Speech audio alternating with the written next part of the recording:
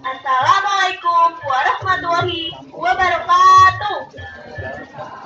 Kami dari SMP Negeri 1 Lebak Barang akan mempersembahkan sebuah ketoprak kocak yang berjudul Legenda Timun Mas. Selamat menyaksikan. Di sebuah gubuk kecil, hiduplah seorang janda tua yang sudah tidak muda lagi, bernama Mbok Surini. Suaminya telah lama meninggal karena menjadi korban tawuran antara anak TK dan PAUD. Mbok Surini mempunyai 2 orang anak perempuan, bernama Timun Mas dan Timun Guri. Timun Mas adalah sosok gadis yang sangat baik, wajahnya cantik dan rajin membantu ibunya. Sedangkan Timun Guri adalah gadis yang berkepribadian buruk, selalu update alay, dan suka buang air besar sembarangan. Timun Guri, kesini anakku. Iya Mbok, ada apa? Iya Mbok, si Mbok mau pergi ganti kulit dulu. Kalian tolong bersihkan rumah ya. Jangan lupa cuci piring, cuci baju, ngepel genteng, dan ngecat WC. Halo, masa gue yang kita habisin harus ngecat WC Mbok? Kalau WC-nya tidak disedot, nanti kita tidur di mana? Ibu jangan khawatir, serahkan saja tugas itu pada kami. Kami pasti akan melakukan tugas itu dengan baik. Kami? Lu aja keles. Gue enggak. Terima kasih ya Timun Mas. Kamu memang anak yang baik. Jangan hati-hati di jalan ya Mbak. Yang bener, hati-hati di jalan, keles. Hei Timun Mas, ini cuci bajunya. Gue mau upload video di YouTube biar gue cepat terkenal terus bisa go internasional gitu deh. Bye-bye my ugly little sister golden cucumber. Bye-bye Mbak Burik. Semoga tidak berhasil. Wah, cuciannya banyak sekali. Harus segera aku cuci biar cepat selesai. Semangat. Timun Mas pun pergi mencuci baju menuju ke sungai tak jauh dari rumahnya. Namun tiba-tiba salah satu selendangnya hilang. Hah? Selendang kesayangan Timun Purik tidak ada. Bagaimana ini? Kalau tidak ketemu bisa gawat. Karena kalau Timun Purik marah, dia suka membakar rumah tetangga. Datanglah seorang pemuda tampan dengan membawa selendang milik Timun Mas. Di dunia ini hanya ada 3 hal yang manis, yaitu madu, gula, dan kamu. Wah, so sweet. Apakah kamu mencari benda ini, wahai bidadari cantik? Iya, itu selendang milik saudaraku. Jika kiranya kamu mengembalikan selendang itu padaku? Sebelumnya perkenalkan, namaku Jaka Taruk, tapi panggil saja aku Mas Bram. Aku adalah pemuda taman stok terakhir di desa seberang. Aku akan mengembalikan selendang ini padamu, tapi syaratnya kamu harus bersedia menjadi istriku. Bagaimana ya? Baiklah, mau bagaimana lagi? Aku bersedia menjadi istrimu, tapi kamu harus menemui orang tuaku terlebih dahulu. Dengan senang hati putri pujaanku, aku akan mengantarmu ke rumah dan menemui orang tuamu.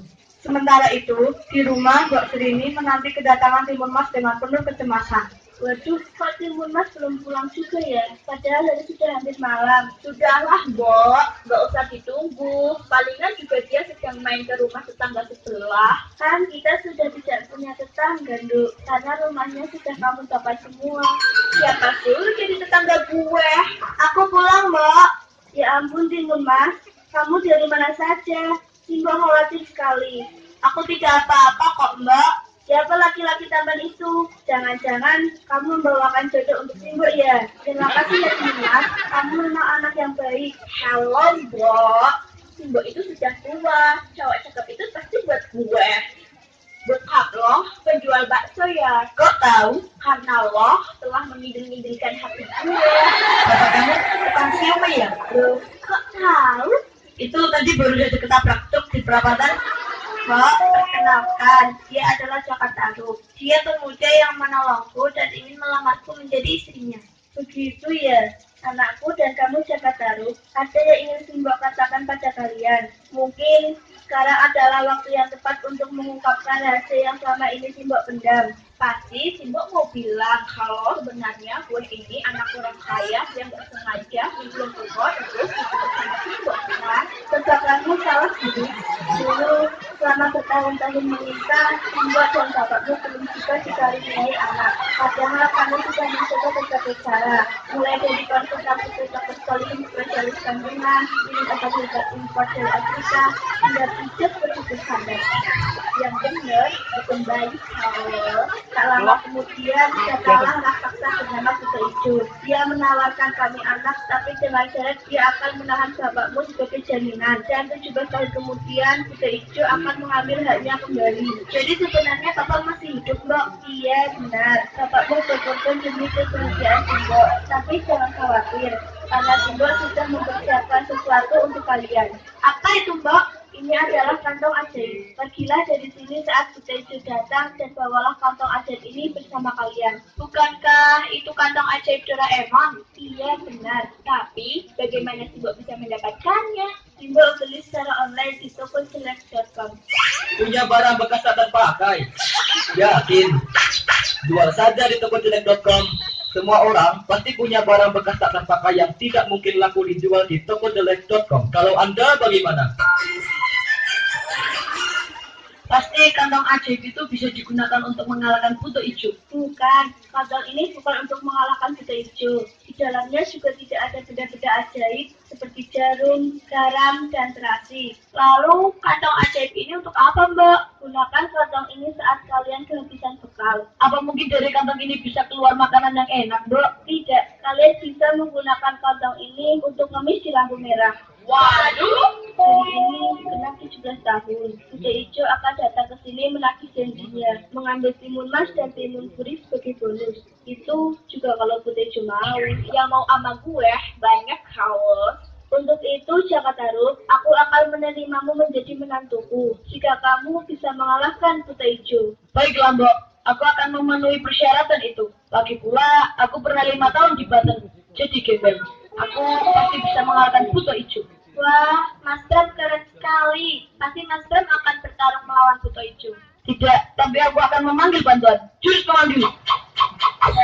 Kutu keberatan cucu.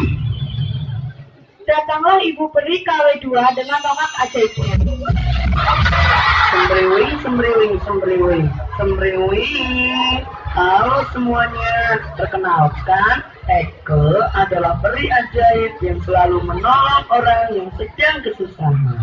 Ibu Peri, tolong bantu kami mengalahkan Buto Ijo. Tenang, tenang. Eke ini ahli dalam memberikan pertolongan loh. Kemarin Eke baru saja menolong orang keluar dari jeruji besi yang dijaga polisi. Dan semalam Eke juga sudah membantu orang bertopeng mengambil TV milik tetangganya. Dan perlu diketahui, dari 15 orang yang Eke tolong, 20 diantaranya berhasil meninggal.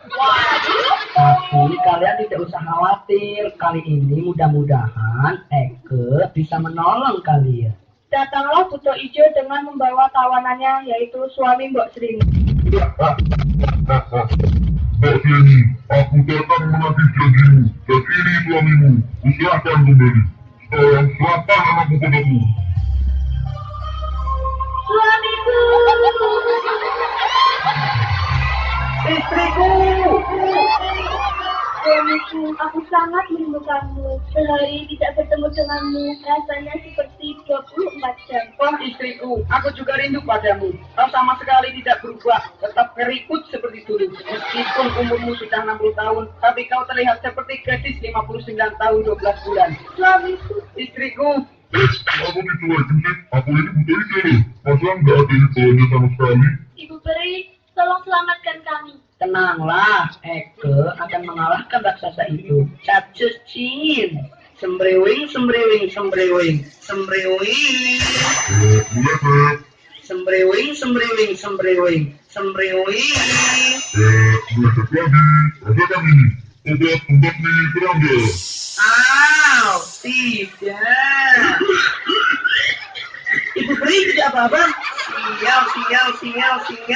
Dia tahu kelemahan Eke. Ternyata Ibu Peri takut sama obat pembasmi serangga. Iya, karena sebenarnya Eke ini veteran, tapi Eke pertapa sakti. Sedangkan Mami Eke adalah walang sangit. Tapi tenanglah, Eke akan memanggil orang yang sangat ditakuti raksasa itu.